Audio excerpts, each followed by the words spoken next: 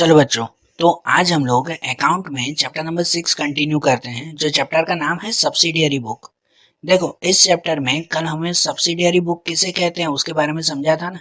उसके टाइप्स के नाम पढ़े थे हमने कि भाई purchase book, cell book, purchase return, cell return. ये हमें इस चैप्टर में तैयार करने हैं कि जिसमें हम फाइनल एक्सरसाइज का क्वेश्चन नंबर 4 कल हमने देखा था कि जिसमें सिंपल परचेज बुक हमने तैयार की थी। आज हम लोग उससे आगे कंटिन्यू करें कि फाइनल एक्सरसाइज में ही अब हम लोग क्वेश्चन नंबर 5 देखें कि जहां क्वेश्चन नंबर 5 में अब हमें कॉलम वाली परचेज बुक तैयार करनी है, कॉलमनर परचेज बुक। कल हमने सिंपल परचेज बुक तैयार की थी, अब कॉलमनर परचेज बुक। देखो, क्वेश्चन 5 में ऐसा लिखा हुआ है कि from the following transition of Shri Gada electronic store prepare columnar purchase book. Shri Gada electronics deals with TV, refrigerator and washing machine. जब हमें कॉलम वाली परचेज बुक अगर तैयार करनी हो ना, तो उसमें क्या एक्स्ट्रा होता है, तो कौन कौन से प्रोडक्ट वो बिजनेसमैन बेच रहा है। जैसे इसमें श्री गड़ा इलेक्ट्रॉनिक स्टोर्स हैं, तो वो इलेक्ट्रॉनिक स्टोर कौन कौन सी चीजें बेच रहा है। जैसे यहाँ पे 3 चीजें लिखी गई है ना, टीवी, रेफ्रिजरेटर, वॉशिंग मशीन। मतलब इसमें हमें 3 नई कॉलम बनानी पड़ेगी, 3 नई लाइन बनानी पड़ेगी जिसके अंदर ये नाम लिखे जाएंगे। बरोबर, एंट्री सब वही करनी है। कल जैसे हमने बताया था कि भाई परचेज बुक के अंदर कौन सी एंट्रीज होती है कि सिर्फ जो क्रेडिट परचेज किया हो, जो सिर्फ उधार में सामान खरीदा हो, वही एंट्री हम लोग परचेज बुक में करते हैं ना। तो इसमें भी वही एंट्री करनी है। यहाँ खाली हर एक प्रोडक्ट के अलग अलग नाम दिए हुए हैं, टीवी के अलग, रेफ्रिजरेटर अलग, वॉशिंग मशीन अलग। तो ऐसी परचेज बुक हम लोग कैसे तैयार करेंगे, पहले फॉर्मेट समझ लो। तो इसमें अगर हमें तैयार करना हो ना, तो ऊपर तो वही हेडिंग लगाते हैं कि purchase book of Shri Gada electronic stores, जो नाम हो उसका। उसके बाद टेबल में वही सबसे पहले डेट आएगी, यहाँ डेट लिखा जाएगा। उसके बाद नेम ऑफ सप्लायर, किससे सामान खरीद रहे हैं वो। उसके बाद IIN, इनवर्ड इनवॉइस नंबर, मतलब आपका बिल नंबर जो कहलाता है। फिर LF, लेजर फोलियो नंबर। उसके बाद यहाँ पे 3 प्रोडक्ट के नाम, ये 3 चीजें एक्स्ट्रा। सिंपल जो परचेस बुक कल हमने बनाई थी 4 वाले सम में, तो उसमें ये तीनों नाम नहीं आ रहे थे ना, मतलब कोई प्रोडक्ट का नाम नहीं था, डायरेक्ट उसके बाद अमाउंट थी, सिर्फ अमाउंट लिखते थे, LF के बाद सीधा अमाउंट। लेकिन जब ऐसे कॉलम वाली परचेस बुक आपको पूछी गई हो ना, तो उसमें ये LF के बाद ये 3 नई कॉलम हम लोग बनाते हैं कि जिसके अंदर सभी प्रोडक्ट के नेम लिखेंगे कि भाई इसमें कौन से 3 प्रोडक्ट दिए हुए हैं, एक टीवी, एक रेफ्रिजरेटर और एक वॉशिंग मशीन। ठीक है ना, मैंने शॉर्ट में लिखा है, ध्यान देना। टीवी, रेफ्रिजरेटर और वॉशिंग मशीन, ये तीन नई लाइन बनेगी ना। मतलब अब कैसे लिखेंगे एंट्री, पता है कि जिससे भी हमने सामान खरीदा होगा ना उधार पे, तो उसका नाम यहाँ पे। उसके बाद उससे कितने की टीवी खरीदी वो यहाँ पे लिखते हैं, कितने की रेफ्रिजरेटर उससे खरीदी वो यहाँ पे लिखेंगे, कितने की वॉशिंग मशीन खरीदी वो। और तीनों को मिलाकर टोटल कितने का सामान खरीदा, तो वो यहाँ पे लिखेंगे। समझ आ रही है बात। अब परचेज बुक में एंट्री इस तरह से होगी कि हम लोग टीवी, रेफ्रिजरेटर, वॉशिंग मशीन, उन तीनों का जो है वो अलग अलग लिखेंगे। और फिर आखिरी जो अमाउंट दी गई है ना, उस अमाउंट में लिखेंगे कि टोटल तीनों का मिलाकर हमने कितना सामान खरीदा है। बरोबर ना। तो ये चीज़ अब ध्यान देना, अब एंट्रीज इस तरह से होगी। तो आप लोग अब अपनी टेक्स्ट बुक साथ में रखो। कल भी जैसे बताया था कि टेक्स्ट बुक में आपके क्वेश्चन लिखे हुए हैं, तो टेक्स्ट बुक आप लोग साथ में रखो और उस टेक्स्ट बुक के हिसाब से फिर हम लोग इसमें एंट्री करते जाते हैं। कि देखो, आपके टेक्स्ट बुक में अब क्वेश्चन नंबर 5 जो दिया हुआ है ना, उसमें डेट दी गई है 2015 मई 1, 1 मई में। अब एंट्री सिर्फ वही करेंगे ना जो उधार पे सामान खरीदा हो, नहीं तो एंट्री नहीं करेंगे फिर। कि जैसे पहले में दिया हुआ है, purchase 10 TV set of 30,000 each set, 5 refrigerator of 15,000 per piece and 2 washing machine at 18,000 per piece from Sri Daya Electronic Stores. Credit period 1 month, invoice number 100। तो देखो, यहाँ पे हमने श्री दया इलेक्ट्रॉनिक स्टोर्स से सब सामान खरीदा है और आखिरी में लिखा हुआ है क्रेडिट पीरियड 1 मंथ, के 1 महीने की उधारी पे खरीदा, मतलब उधार पे खरीदा ना, क्रेडिट पे खरीदा है ना। तो इसकी एंट्री हम लोग करेंगे। ऊपर लिखा हुआ है ना कि भाई 10 टीवी खरीदी, 5 रेफ्रिजरेटर खरीदे, 2 वॉशिंग मशीन खरीदी है, तो इन सब की एंट्री करेंगे ना। तो देखो इसकी पहली एंट्री हम लोग यहाँ पे करेंगे। अब ध्यान से देखना है यहाँ पर कि सबसे पहले यहाँ डेट में तो लिखेंगे 2015 मई 1। यहाँ नाम लिखेंगे दया इलेक्ट्रॉनिक स्टोर्स अकाउंट, ये मैंने शॉर्ट में लिखा है, पूरा लिखना दया इलेक्ट्रॉनिक स्टोर्स अकाउंट।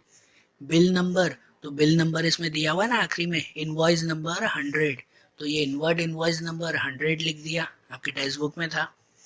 अब टीवी में लिखें कि टीवी में कितनी टीवी खरीदी है, तो इसमें ऐसा लिखा हुआ है कि 10 टीवी खरीदी है, 30,000 ईच सेट, कि 30,000 की एक।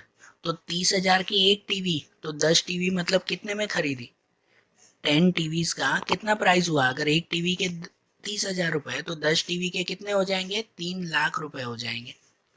मतलब टीवी में लिखेंगे ये 3 लाख, 3 लाख की टीवी खरीदी। उसके बाद रेफ्रिजरेटर, तो रेफ्रिजरेटर में चेक करो आपके क्वेश्चन में कितना लिखा हुआ है, 5 रेफ्रिजरेटर एट ₹15,000 पर पीस। 15,000 का एक रेफ्रिजरेटर, ऐसे 5 रेफ्रिजरेटर खरीदे, 15 5 75, मतलब कि 75,000 के रेफ्रिजरेटर लिए हमने। और उसके बाद वॉशिंग मशीन में कितना लिखा हुआ है, तो 2 वॉशिंग मशीन एट 18,000 पर पीस।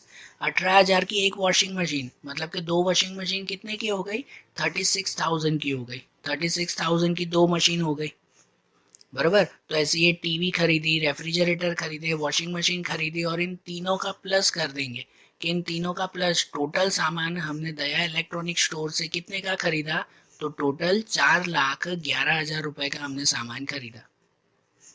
समझ आई बात है। तो इनकी कॉलमनर अगर दिया हुआ हो तो ऐसे एंट्री करेंगे ना। आगे जो पहले सिंपल परचेज बुक बना रहे थे ना, उसमें क्या कर रहे थे, तो सीधा कितने का सामान खरीदा ये एक ही अमाउंट आती थी, जबकि इसमें इसमें अलग अलग प्रोडक्ट के नाम होंगे, बराबर।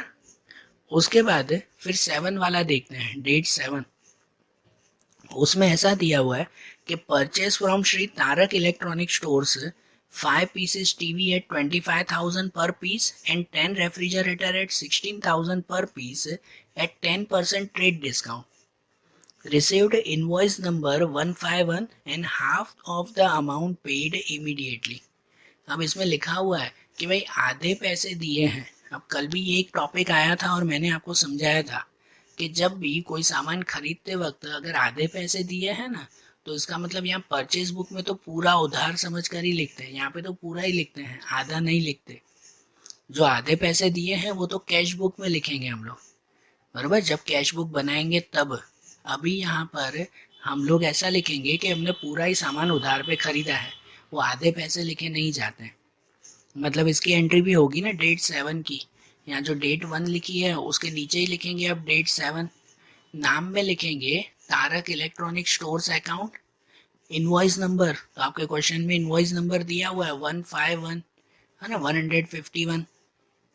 अब उसमें टीवी में देखें कि टीवी में कितने खरीदे हैं, तो अब 5 टीवी खरीदे हैं 25,000 के। लेकिन लेकिन अब यहाँ पे खास ध्यान दो कि उसके ऊपर 10% ट्रेड डिस्काउंट भी गिनना है।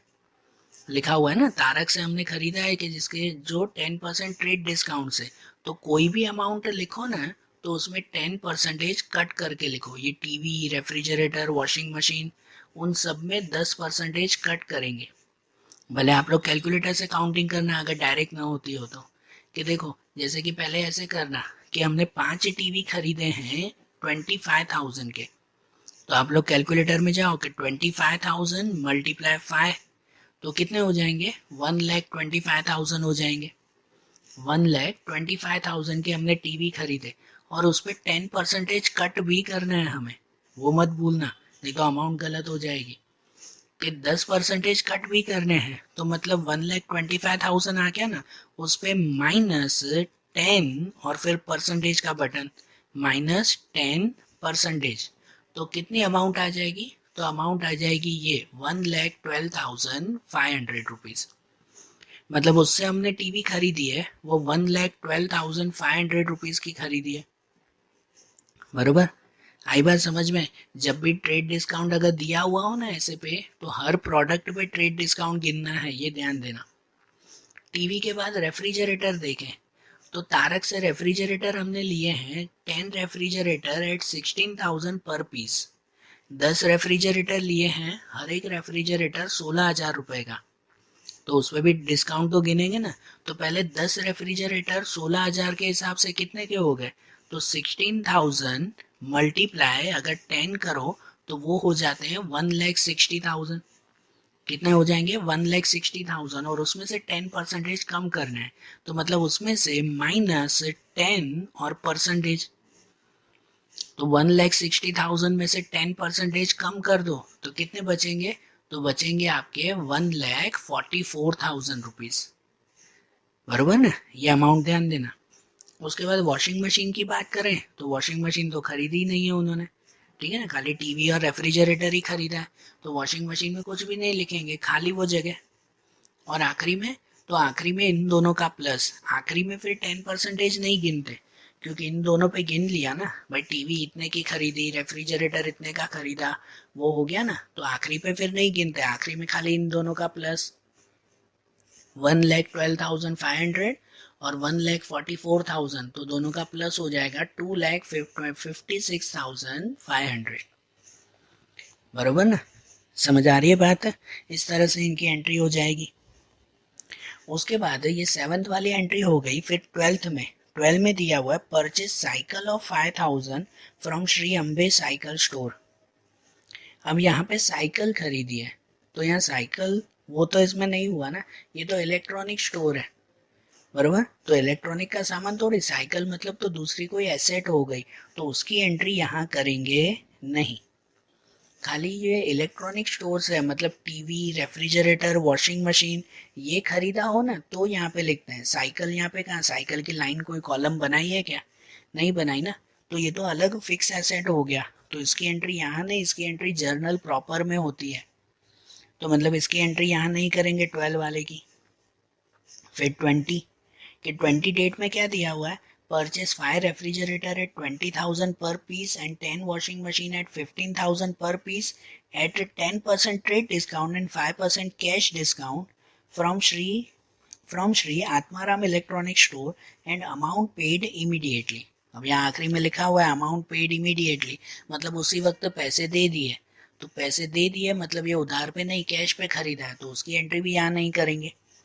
20 वाला भी हो गया उसमें। फिर 25 में दिया हुआ है place an order to Shrimati Babita for supplying 20 piece TV at 28,000 per piece and 6 piece washing machine at 21,000 per piece.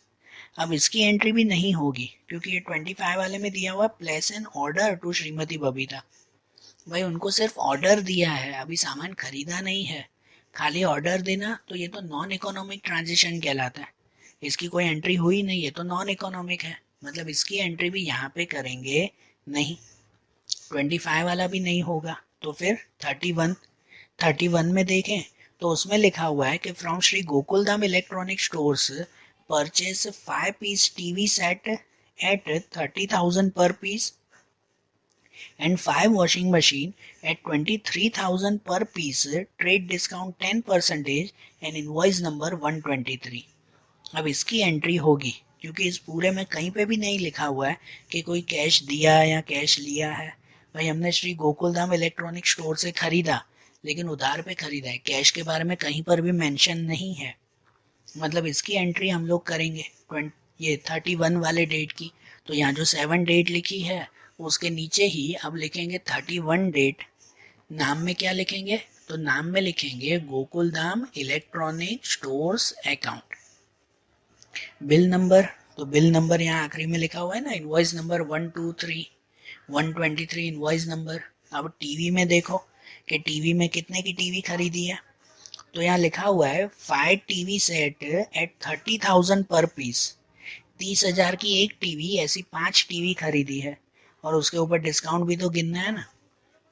मतलब कि इसका जो है वो पहले कैलकुलेटर से भले गिन लिया करो कि 30,000 के पाँच टीवी सेट कितने हो जाएंगे, 30,000 मल्टीप्लाई 5, तो 1,50,000, 1,50,000 की टीवी, और उसमें 10% डिस्काउंट भी, 1,50,000 की टीवी पे 10% डिस्काउंट, तो ये 1,50,000 माइनस 10%। कैलकुलेटर में चेक करेंगे, -10%, मतलब कितना हो जाएगा, 1.5 लाख में से 10% कट करो तो बचेगा 1,35,000 रुपीज। टीवी इतने की खरीदी। फिर रेफ्रिजरेटर, तो इसमें रेफ्रिजरेटर के बारे में नहीं लिखा हुआ है, लिखा हुआ है 5 वॉशिंग मशीन खरीदी है। तो रेफ्रिजरेटर में कुछ भी नहीं लिखेंगे, वॉशिंग मशीन में लिखेंगे कि 5 वॉशिंग मशीन खरीदी 23,000 रुपए के हिसाब से, बराबर। तो इस पे भी 10% डिस्काउंट। तो पहले अमाउंट गिन लें कि 23,000 के 5, तो 23,000 मल्टीप्लाई, अगर आप लोग 5 करो कि 23,000 का एक वॉशिंग मशीन, तो 5 कितने की हो गई, वो हो गई 1,15,000 रुपए की। कितने की हो जाएगी, 1,15,000 रुपीज।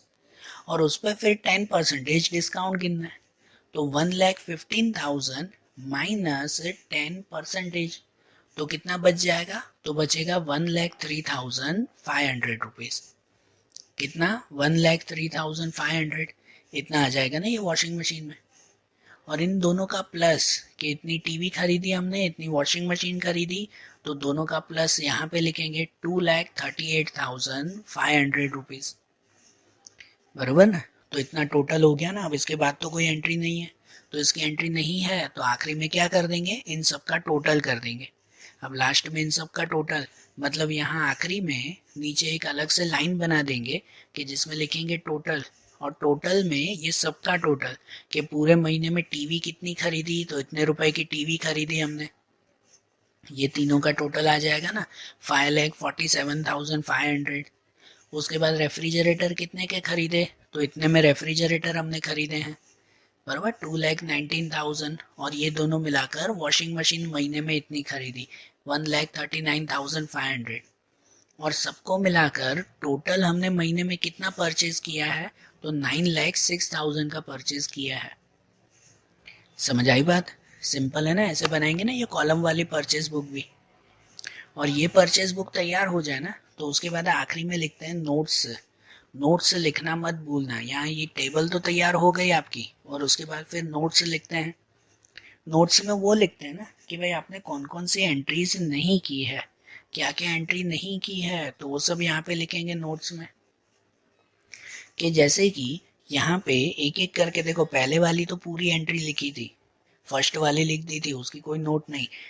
जो 7th नंबर पे है ना, मतलब जो 7 डेट में दी गई है दूसरी एंट्री, उसमें लिखा हुआ था ना हाफ अमाउंट पेड इमीडिएटली। तो वो जो हाफ अमाउंट पे की है, तो उसकी एंट्री यहाँ थोड़ी, उसको तो कैश बुक में लिखते हैं। तो उस यहाँ पे मेंशन करेंगे नोट में कि डेट 7 में आया था कि payment of half amount recorded in cash book. ये सेंटेंस बोले खुद बना के लिख सकते हो कि खाली जो आधे पैसे दिए हैं वो कैश बुक में लिखने हैं, इतना याद रखो। फिर डेट 12 वाली एंट्री नहीं की थी, क्यों नहीं की थी, क्योंकि उसमें साइकिल खरीदी थी उसमें। तो यहाँ पे लिखेंगे कि परचेस ऑफ फिक्स एसेट, या भले लिखो परचेस ऑफ साइकिल, ये फिक्स एसेट है और उसकी एंट्री कहाँ आती है, it recorded in journal proper book, कि उसे जर्नल प्रॉपर में लिखते हैं। मतलब ये डेट 12 में ये नोट करके लिखेंगे ना कि ये साइकिल जो खरीदी उसे जर्नल प्रॉपर में लिखेंगे। फिर 12 के बाद 20 वाली एंट्री, तो 20 में ऐसा दिया हुआ है उसमें कि जो हमने खरीदा था वो ऑन द स्पॉट पैसे दे दिए थे। मतलब उसी वक्त अगर हमने पैसे दे दिए थे तो उसको तो कैश बुक में लिखेंगे ना। मतलब डेट 20 में लिखेंगे कि cash purchase recorded in cash book, ऐसे करके लिखेंगे ना उसमें, बराबर। और डेट 25, तो डेट 25 में खाली ऑर्डर दिया था हमने, तो उसके लिए लिखेंगे डेट 25 नॉन इकोनॉमिक ट्रांजेक्शन है, कि उसमें तो खाली ऑर्डर दिया था, कुछ पैसे आए कुछ गए कुछ भी नहीं, बरोबर। ऐसे लिखा जाएगा ना सिंपल। और डेट 31 की तो पूरी एंट्री की थी ना, तो उसे नोट में नहीं लिखेंगे। समझ आई बात। तो हर एक सम में ऐसे ही किया करो कि पहले जो है वो कंप्लीट उसमें देख लो कौन कौन सी एंट्रीज कहाँ कहाँ करनी है, ये सब देख लिया तो उसके बाद फिर ये नोट लिख दिया करो। टेबल बन जाए तो उसके बाद ये नोट्स लिख देंगे।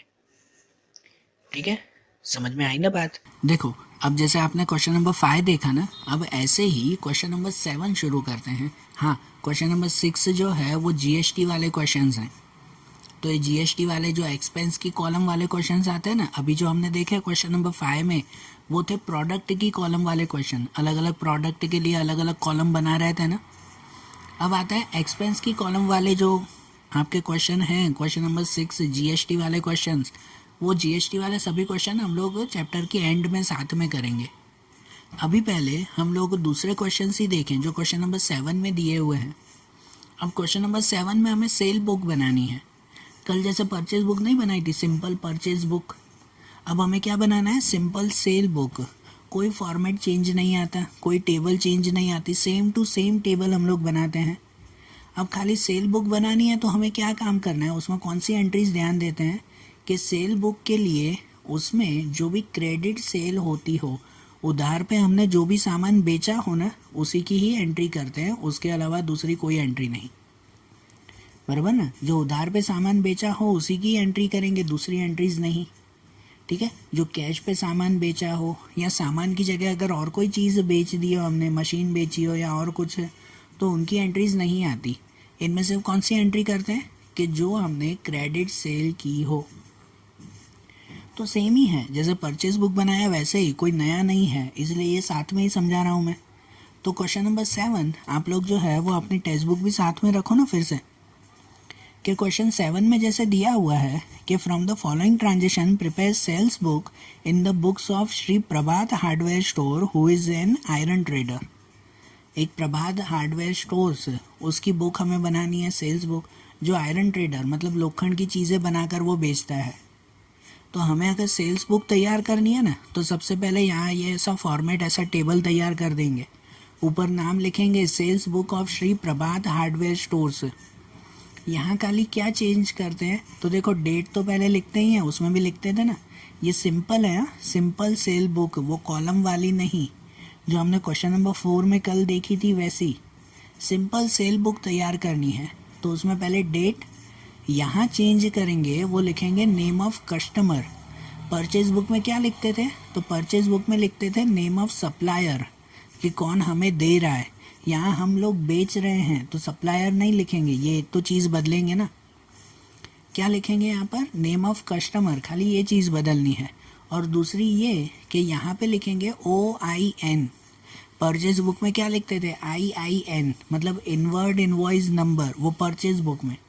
तो सेल्स बुक में लिखा जाता है OIN, मतलब कि outward invoice number. Outward invoice number मतलब सेल करते वक्त जो बिल बनता है ना, उसका नंबर। यहाँ LF और यहाँ अमाउंट। ठीक है, और एंट्री भी सेम टू सेम ही करेंगे। यहाँ डेट लिखकर जिस पे भी हमने क्रेडिट सेल की हो तो उसका नाम यहाँ, बिल नंबर यहाँ पे और अमाउंट यहाँ पे लिखेंगे। ऐसे ही ना, ये सिंपल सेल बुक करनी है ना। तो देखो एंट्रीज देखते जाएं तो इजीली समझ में भी आता जाएगा कि जैसे देखो ये 7th वाले क्वेश्चन में पहली एंट्री है जून 1, तो 1 जून में लिखा हुआ है sold goods of 20,000 to Neha on 3 month credit and bill number 80 sent. तो यहाँ पे हमने नेहा को सामान बेचा है, 20,000 का सामान बेचा है 3 मंथ क्रेडिट पे, मतलब उधार पे बेचा है ना। तो अगर उधार पे बेचा है मतलब उसकी एंट्री यहाँ पे करेंगे ना हम लोग, बराबर। और बिल नंबर 80 भी दिया है, तो मतलब यहीं पर जैसे हमेशा लिखते हैं परचेज बुक में भी लिखा था, वैसे ही यहाँ पर सबसे पहली एंट्री करेंगे कि भाई डेट लिखेंगे यहाँ पर जून 2015, जून 1। नाम में लिखेंगे कस्टमर का नाम, तो नेहा अकाउंट। बिल नंबर कितना, तो बिल नंबर 80, हाँ मैंने 30 लिख दिया। बिल नंबर 80 और अमाउंट कितनी लिखेंगे, तो 20,000 रुपीज़, बराबर। 20,000 की ये अमाउंट आएगी। समझ आ रहा है ना, सिंपल ना, जैसा परचेज बुक में किया वैसे ही। जो उधार पे सेल की हो वही एंट्रीज यहाँ करेंगे, इसके अलावा और कोई नहीं। फिर दूसरा जैसे दिया हुआ है नंबर 8 में, 8 डेट में लिखा हुआ है आपकी टेक्स्ट बुक में कि sold goods of 10,000 to Vidhi stores at 5% trade discount and sent bill 85 with the carriage of ₹400। मतलब कि हमने विधि को जो है वो 10,000 का सामान बेचा 5% ट्रेड डिस्काउंट पे। तो ये जो है वो उधार पे ही बेचा ना, कहीं पे लिखा हुआ है कि कैश पे किया है या कुछ ऐसा क्वेश्चन में लिखा हुआ है, नहीं लिखा हुआ। इसका मतलब ये क्रेडिट सेल ही है, ये हमने उधार पे ही बेचा है। और अगर उधार पे बेचा है तो इसकी एंट्री करेंगे ना, और एंट्री में 10,000 की एंट्री, उसमें 5% डिस्काउंट कर देंगे। ट्रेड डिस्काउंट तो गिनते हैं ना, आपके कैलकुलेटर में चेक कर लेते हैं कि भाई 10,000 माइनस 5%, तो 10,000 में से 5% माइनस कर देंगे। और जो 400 रुपये का कैरेज है ना, वो नहीं लिखेंगे, एक्सपेंस इसमें ऐड नहीं करते, वो तो एक्सपेंस वाली जब सेल बुक बनाएंगे उसमें लिखेंगे। तो इसमें यहाँ जो नेहा का लिखा वैसे ही उसके नीचे नंबर 8 वाली एंट्री करेंगे कि उसके नीचे ही लिखेंगे अब कि विधि स्टोर्स अकाउंट, विधि स्टोर्स को दे रहे हैं ना कितना, तो बिल नंबर 85 का है और इसमें अमाउंट आ जाएगी 9500, मतलब 10,000 में 5%, 500 रुपये का डिस्काउंट, तो 500 रुपये कम करके 9,500 का सामान। ये हो गया नंबर 8 में। फिर नंबर 12 में ऐसे दिया हुआ है सोल्ड गुड्स ऑफ 15,000, 15,000 का सामान बेचा। तो कैसे बेचा, उधार पे के कैश पे। इसमें किसी का नाम दिया हुआ है नहीं, कैश भी दिया हुआ है नहीं दिया हुआ है, न कैश लिखा हुआ है न नाम लिखा हुआ है। जब दोनों ही चीज़ें न लिखी गई हो मतलब कि ये कैश पे ही बेचा है हमने। उधार पे बेचा होगा तो कोई नाम तो लिखा होता ना। यहाँ पे अगर एंट्री करोगे इसकी तो एंट्री में नाम क्या लिखोगे, किसको बेचा। 12 वाले नंबर में कोई नाम लिखा हुआ ही नहीं है ना, तो इसका मतलब ये कैश सेल हो गई, तो इसकी एंट्री करेंगे नहीं, 12 वाले की कोई एंट्री नहीं। फिर नंबर 15 में है कि sold machinery of 10,000 for 3,000 to Kreema, कि सोल्ड मशीनरी, यहाँ तो मशीन बेची है, तो मशीन बेची है तो उसकी एंट्री भी नहीं करते, मशीन की एंट्री थोड़ी करते हैं। गुड्स बेचा हो उसी की ही एंट्री, तो मतलब ये एंट्री भी नहीं आएगी ना, मशीन तो फिक्स एसेट हो गई तो उसकी एंट्री यहाँ नहीं होगी। ठीक है, तो ये 15 डेट वाली एंट्री भी नहीं आएगी। फिर 23 कि sold goods of 15,000 to Shimoli at 10% trade discount and half of the amount immediately paid by Shimoli, bill number 90।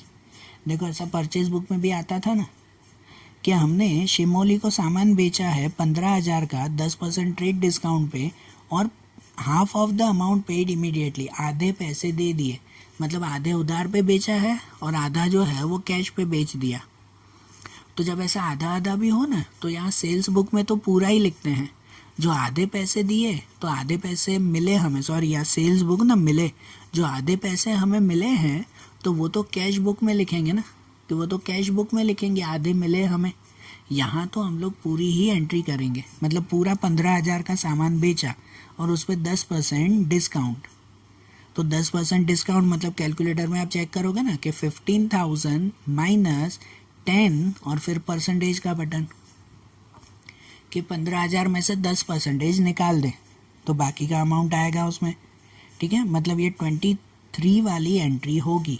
तो यहाँ जो सेल्स बुक में लिखा है 8 नंबर, उसके नीचे लिखेंगे अब ये 23 नंबर वाली एंट्री, नाम में लिखेंगे शिमोली अकाउंट, बराबर। बिल नंबर में कितना, तो 90 है ये बिल नंबर, और अमाउंट 13,500, 13,500। क्यों 13,500, तो 15,000 में से ये 10% 1,500 रुपये का डिस्काउंट, तो बाकी के 13,500 यहाँ पे। ठीक है, 23 के बाद 28 वाली एंट्री, कि 28 की एंट्री में ऐसा दिया हुआ है sold goods of 20,000 to Riddhi at 10% cash discount on cash, कि हमने रिद्धि को सामान बेचा है 10% कैश डिस्काउंट, कैश पे बेचा, तो ये तो कैश सेल हो गई ना, मतलब इसकी एंट्री अब नहीं करेंगे ना, कैश पे बेच दिया तो इसकी एंट्री अब नहीं करेंगे।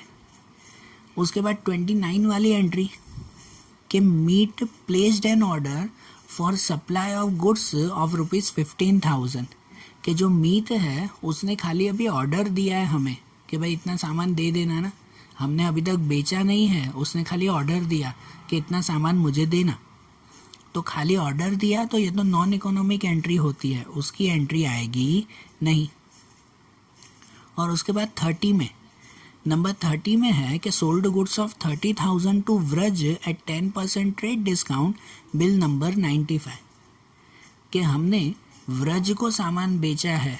अब यहाँ व्रज नाम दिया हुआ है, कहीं लिखा हुआ है कि कैश में बेचा है या कुछ नहीं ना, मतलब इसकी एंट्री करेंगे ना हम लोग, बराबर। ये क्रेडिट पे बेचा है हमने, तो व्रज को सामान बेचा है 30,000 का 10% डिस्काउंट के साथ, तो 30,000 पे 10% डिस्काउंट माइनस कर देंगे, कैलकुलेटर में भले चेक कर लेना कि 30,000 माइनस 10% और बिल नंबर 95, मतलब ये 30 वाली एंट्री आएगी ना, तो यहाँ जो 23 लिखा हुआ है उसके नीचे फिर 30 वाली एंट्री करेंगे, कौन सा, व्रज अकाउंट, तो व्रज अकाउंट बिल नंबर 95 लिखेंगे और अमाउंट में कितना 27,000 रुपीज़, क्योंकि जो 30,000 है उसके 10% मतलब कि 3,000 का डिस्काउंट, तो बाकी के कितने 27,000 यहाँ लिखेंगे।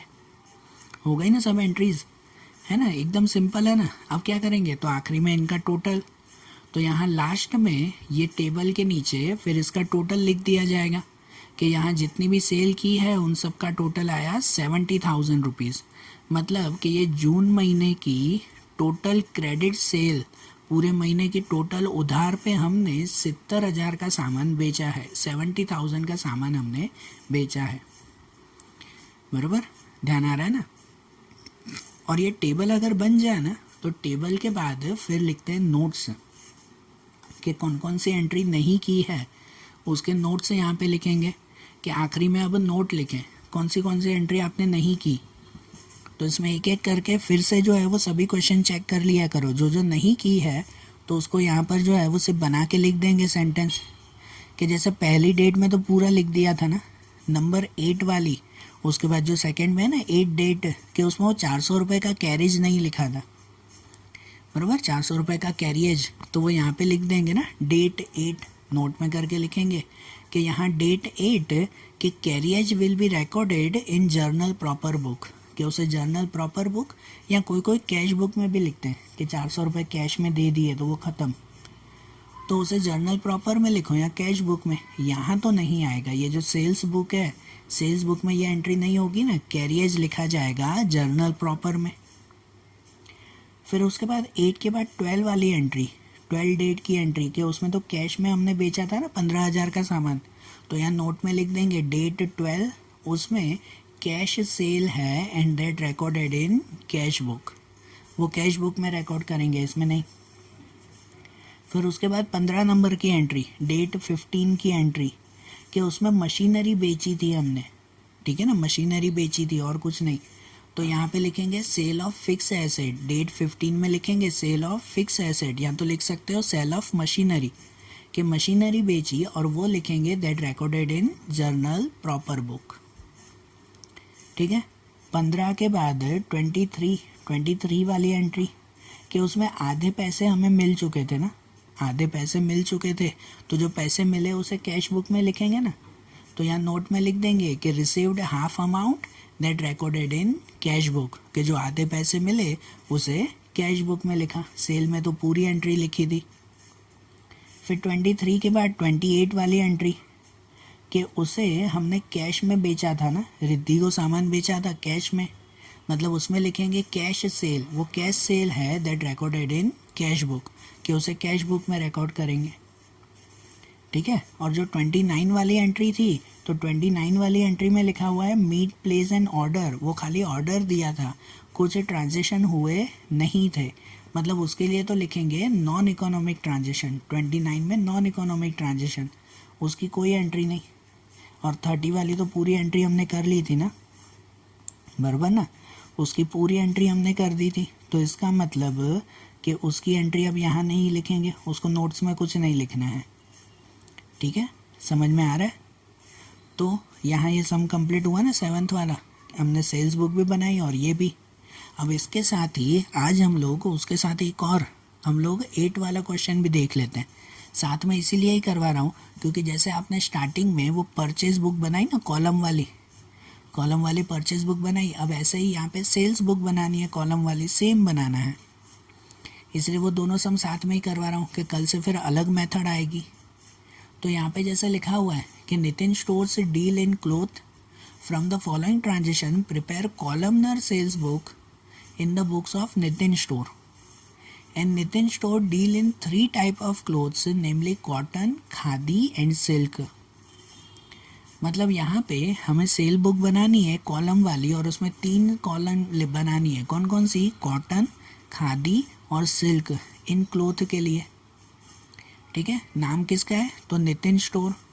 तो यहाँ पे हम लोग पहले ये टेबल बनाएंगे, ऊपर लिखेंगे sales book of Shri Nitin store, और यहाँ पे जो है वो ये टेबल ध्यान से समझ लेना कि सबसे पहले डेट, फिर name of customer, cell book आती है तो ध्यान देना, सेल बुक में नेम ऑफ कस्टमर लिखते हैं, परचेज बुक में नेम ऑफ सप्लायर, यहाँ लिखेंगे OIN, outward invoice number, outward invoice number.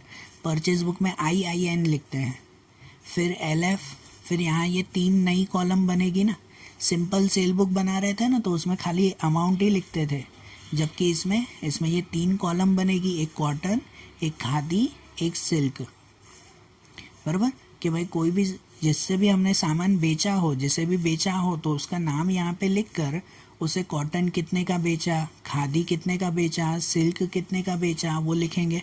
और इन तीनों का टोटल फिर लिखेंगे यहाँ पे कि टोटल इतना सामान हमने बेचा है, और वो भी उधार पे ही। कैश पे अगर बेचा हो तो उसकी एंट्री यहाँ करेंगे ही नहीं। सही बात कि नहीं? तो अब देखो आपकी टेक्स्ट बुक में कि क्वेश्चन नंबर 8 में जो है वो इनकी एंट्रीज देखते जाएं। जैसे कि सबसे पहली एंट्री उसमें दी गई है कि sold to Janaki stores 100 metre cotton cloth at ₹40 per metre, 200 metre khadi at ₹20 per metre, and 50 metre silk at 200 per metre with 10% trade discount. Bill number 125 and credit period 3 month. मतलब देखो 3 महीने के क्रेडिट पे, उधार पे बेचा ना, तो इसकी एंट्री हम लोग करेंगे ना, बराबर ना। कि इसमें नाम कौन सा लिखेंगे, तो जानकी स्टोर्स अकाउंट। तो यहाँ पे सबसे पहली एंट्री करें तो पहली एंट्री में यहाँ पे डेट में लिख देंगे 2015 मई 1। नाम में लिखेंगे Janaki stores account. Bill number कितना दिया हुआ है, तो बिल नंबर 125 दिया हुआ है। अब अमाउंट देखो कि सबसे पहले कॉटन, तो कॉटन में एक चीज़ चेक करो कि कितना कॉटन लिया है। 100 metre cotton cloth at 40 per metre. 100 metre का कॉटन का कपड़ा लिया है 40 रुपये का 1 मीटर। तो क्या किया जाएगा, तो 1 मीटर 40 रुपये का, तो 100 मीटर का कितना हुआ, 4000 रुपये हो गया ना, बराबर ना। 100 × 40 तो 4000 हो गया ना। लेकिन उस 4000 में फिर 10% ट्रेड डिस्काउंट भी तो दिया हुआ है। फर्स्ट वाले में ही नीचे लिखा हुआ है ना ट्रेड डिस्काउंट। मतलब 4000 में फिर कैलकुलेटर में भले चेक कर लिया करो कि उसमें -10%, तो 10% उसमें कम कर दो तो कितने हो जाएंगे, 4000 में से 400 रुपये कम हो जाएंगे, तो कितना हो जाएगा 3600। मतलब कॉटन कितने का लिया, 3600 का लिया कॉटन। समझ आ रही है बात? ये कॉटन की अमाउंट लिखी ना। फिर खादी में चेक करो कि खादी लिया है 20 per metre, 200 metres eight 20 per metre.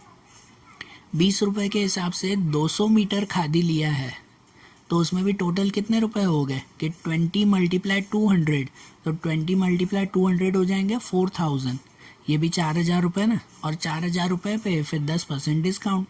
पहले पूरे रुपए गिन लेते हैं, फिर उसमें से डिस्काउंट माइनस कर दें। तो 4000 माइनस 10%, तो 4000 माइनस 10%, ये भी कितना हो जाएगा, 3600 ही हो जाएगा। 3600 रुपये की खादी आ गई ना ये भी। और फिर सिल्क, तो सिल्क में लिखा हुआ है 50 metre silk at 200 per metre.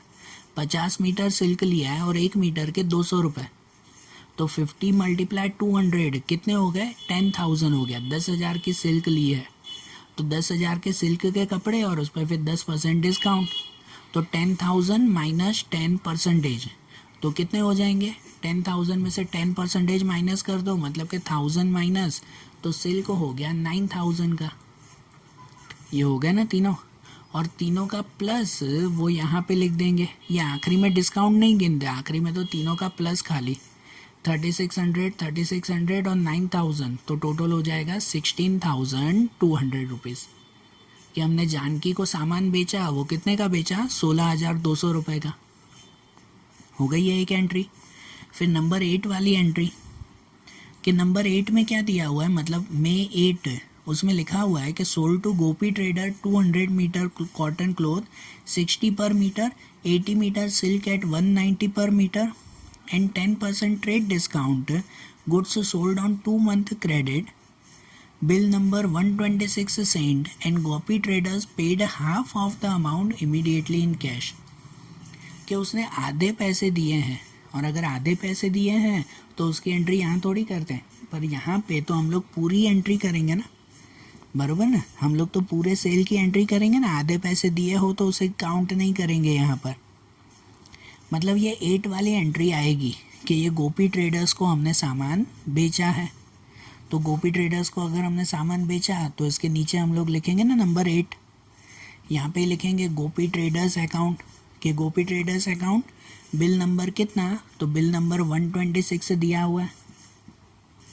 फिर अमाउंट एक एक करके चेक करो कि जैसे कॉटन में कितना दिया हुआ है उसमें, तो लिखा हुआ है कि 200 मीटर कॉटन क्लॉथ है ₹60 पर मीटर। 200 रुपये का 200 मीटर कॉटन 60 रुपये के हिसाब से, तो उसके हिसाब से 200 मल्टीप्लाई 60 तो कितना हो गया 12,000, 12,000 का सामान। और उस 12,000 में से फिर 10% डिस्काउंट, 10% डिस्काउंट हो जाएगा ना, तो उसके अगर 10% डिस्काउंट कर दो 12,000 माइनस 10% तो कितना हो जाएगा, तो वो 10,800 हो जाएगा।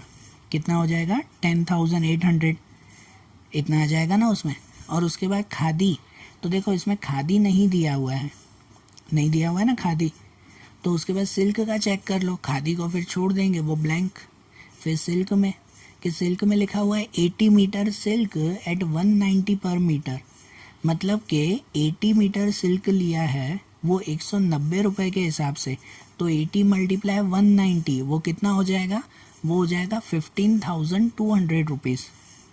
कितना हो जाएगा 15,200, और उसके बाद फिर 10% डिस्काउंट भी ना, तो 15,200 माइनस 10% तो हो जाएगा 13,680 रुपीज़। ये अमाउंट बरोबर लिखना। और खादी लिया नहीं है उस पर डैश, तो इन दोनों का प्लस कि टोटल कितना सामान बेचा हमने, तो टोटल बेचा 24,480 रुपीज़ में।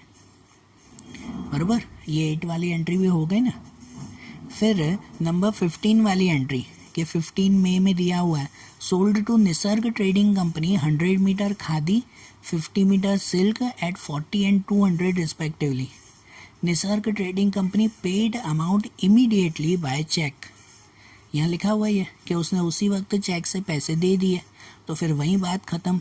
अगर उसने पैसे दे दिए हैं तो इसका मतलब वो उधार पे कहलाया नहीं, वो तो कैश हो गया ना, बराबर ना। तो इसकी एंट्री नहीं करेंगे फिर डेट 15 वाली। फिर 20 डेट वाली एंट्री देखें, उसमें लिखा हुआ है Preeti stores place an order for the supply of 40 metre khadi 60 metre cotton cloth and 100 metre silk cloth. तो मतलब प्रीति ने यहाँ पे खाली ऑर्डर दिया है, उसने सामान खरीदा अभी नहीं है, यहाँ हमने बेचा नहीं है, खाली ऑर्डर हुआ ये तो। और खाली ऑर्डर हुआ तो उसकी एंट्री भी नहीं करते ना, ये भी नॉन इकोनॉमिक एंट्री हो गई ना, मतलब ये 20 वाली एंट्री भी नहीं। उसके बाद है 22 वाली एंट्री कि 22 में दिया हुआ है supplied goods to Preeti stores as per order under a bill number 128 at 30 per metre 50 पर मीटर एंड 220 पर मीटर एंड 10% ट्रेड डिस्काउंट। मतलब कि जो यहाँ 20 वाली डेट में प्रीति ने जो ऑर्डर दिया था ना, तो हमने उसको ऑर्डर के हिसाब से सामान बेच दिया, हमने उसे सेल किया ऑर्डर के हिसाब से। मतलब देखो ऊपर 20 वाला और 22 वाला, अब दोनों क्वेश्चन साथ में देखना कि अब यहाँ पे जो हमने 8 वाली एंट्री की तो उसके नीचे लिखेंगे अब 22 वाली एंट्री। डेट तो 22 की लिखेंगे ना, हमने तो उसी तारीख पे ही बेचा ना, 20 तारीख को तो खाली ऑर्डर दिया था। मतलब यहाँ 22 में यहाँ पे नाम में लिखेंगे प्रीति स्टोर अकाउंट, बिल नंबर कितना, तो 22 में दिया हुआ बिल नंबर 128। उसके बाद एक एक चेक करो कि जैसे 20 और 22 दोनों देखना कि 20 में पहले लिखा हुआ है 40 मीटर खादी 40 मीटर खादी, और 22 में पहली अमाउंट कितनी दी गई है, तो पहली अमाउंट 30 पर मीटर, खाली लिखा हुआ है 30 पर मीटर, किसका वो नहीं दिया हुआ है, मतलब लाइन वाइज ही गिनेंगे उसमें, इसलिए बोल रहा हूँ 20 और 22 साथ में रीड करना कि 20 वाले में दिया हुआ है ना 40 मीटर की खादी, और नीचे अमाउंट दिया हुआ है पहला 30 मीटर, मतलब 40 मीटर खादी 30 रुपये के हिसाब से बेचेंगे। तो ये 40 मल्टीप्लाई 30 कितना हो जाएगा 1200 रुपीज़ हो जाएगा। और 1200 रुपीज़ को फिर 10% डिस्काउंट भी तो गिना है ना, तो 1200 माइनस 10% तो वो हो जाएगा 1080। लेकिन ये 1080 लिखना है खादी में, ये खादी दिया हमने 1080, बराबर। समझना उल्टा सुल्टा ना हो जाए, ये खादी में लिखना है। उसके बाद दूसरा दिया हुआ है 20 वाले में, देखो जैसे सेकंड लिखा हुआ है 60 मीटर कॉटन, कि 60 मीटर कॉटन लिया है और 22 में दूसरी अमाउंट कौन सी है 50 रुपीज़ पर मीटर। मतलब कि 60 मीटर 50 रुपीज़ के हिसाब से, तो 60 मल्टीप्लाई 50 कितना हो जाएगा 3000 हो जाएगा। मतलब 3000 रुपये का कॉटन और उस पर फिर 10% डिस्काउंट, तो 3000 माइनस 10% तो कितना हो जाएगा 2700। 2700 किस में लिखेंगे, तो कॉटन में लिखेंगे कि कॉटन 2700 का हुआ, बराबर। ये ध्यान देना, पहले खादी दिया हुआ था फिर कॉटन, और फिर नंबर 20 में तीसरा दिया हुआ है 100 मीटर सिल्क, 100 मीटर की सिल्क ली है, सिल्क का कपड़ा, और 22 में उसकी अमाउंट दी गई है 220 पर मीटर, 220 रुपये के हिसाब से। तो 220 मल्टीप्लाई 100 तो कितना हो जाएगा 22,000 हो जाएगा। और 22,000 में से 10% माइनस 22,000 माइनस 10% तो हो जाएगा 19,800 रुपीज़। कितना हो जाएगा 19,800 रुपीज़, ऐसा ना। सिल्क कितना हो गया ना, और फिर तीनों का प्लस, कॉटन खादी सिल्क तीनों को मिलाकर टोटल हमने बेचा है 23,580 रुपीज़ में। ओके, समझ में आ रहा है ना। ये प्रीति स्टोर को जो है वो हमने इतना सेल किया ना। अब 22 के बाद 26 वाली एंट्री देखो, उसमें दिया हुआ है sold to Desai and company cotton cloth of 15,000 at 10% trade discount under a bill number 129, कि हमने देसाई और कंपनी को खाली कॉटन ही बेचा है, खाली कॉटन 15,000 का कॉटन, उस पर 10% डिस्काउंट। तो एंट्री तो करेंगे ना, यहाँ लिखा हुआ है कहीं कि कैश पे बेचा है, ऐसा तो नहीं लिखा हुआ है ना, मतलब उधार पे ही बेचा है, तो उसकी एंट्री यहाँ पे की जाएगी। मतलब ये 22 के नीचे ही लिखेंगे 26, नाम में लिखेंगे Desai and company, bill number 129, और खाली कॉटन में, सिर्फ कॉटन में ही, कि कितने का कॉटन 15,000 का कॉटन, 10% ट्रेड डिस्काउंट, तो 15,000 माइनस 10% तो हो जाएगा 13,500, सिर्फ कॉटन में, खादी में कुछ नहीं, सिल्क में भी कुछ नहीं, तो टोटल अमाउंट भी 13,500 ही आएगी ना, बराबर ना। कुछ टोटल है नहीं, तो यही की यही अमाउंट इसमें आएगी, बराबर। 26 वाली एंट्री भी हो गई। तो उसके बाद 30 वाली एंट्री देखें कि sold to DCM stores cotton cloth goods of ₹20,000 at 5% trade discount, sale bill number 130 after adding 13% value added tax.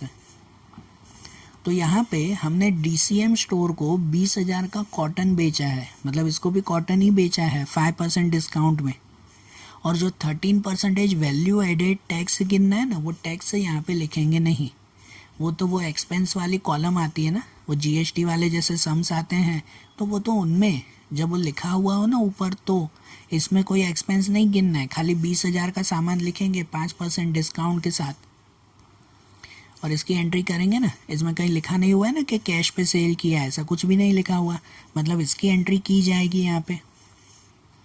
तो यहीं 26 के बाद अब 30 वाली एंट्री करेंगे, लिखेंगे DCM store account, bill number 130, cotton में लिखेंगे 19,000। क्यों 19,000? क्योंकि 20,000 का सामान है और 5% डिस्काउंट, तो 20,000 माइनस 5%, तो 20,000 में 5% माइनस करो, मतलब 1,000 रुपये कम, तो ये 19,000 हो गया। तो टोटल अमाउंट भी बाहर 19 ही लिखेंगे ना, खादी और सिल्क में कुछ भी नहीं, वो ब्लैंक, बराबर। हो गई ना सब एंट्रीज, कोई बाकी नहीं है ना, तो आखिरी में इनका टोटल, लास्ट में इन सब का टोटल कर देंगे, बराबर ना, सबका टोटल है कि यहाँ पे कॉटन पूरे महीने में इतना हमने सेल किया, खादी इतना सेल किया, सिल्क इतना सेल हुआ, बराबर। ये सबका टोटल करेंगे और आखिरी में टोटल सेल हो गई ये 96,760 रुपीज़, बराबर। ध्यान आया ना ये। और आखिरी में अब क्या लिखेंगे, तो इसके बाद लिखी जाएगी नोट्स। तो अब इनके बाद जो है वो नोट्स लिखे हैं इसमें, कि नोट्स में यहाँ पे एक एक करके चेक करते जाएंगे कौन कौन सी चीज़ें लिखी थी या नहीं लिखी थी। तो जैसे पहले वाली तो पूरी एंट्री कर दी थी, उसके बाद जो दूसरी नंबर 8 वाली एंट्री है ना, उसमें लिखा हुआ है paid half amount immediately in cash. जो आधी अमाउंट हमें पे हुई है, मतलब कि हमें जो मिली है, तो वो तो कैश बुक में लिखेंगे ना। तो यहाँ पे डेट 8 में लिखेंगे कि received half amount recorded in cash book.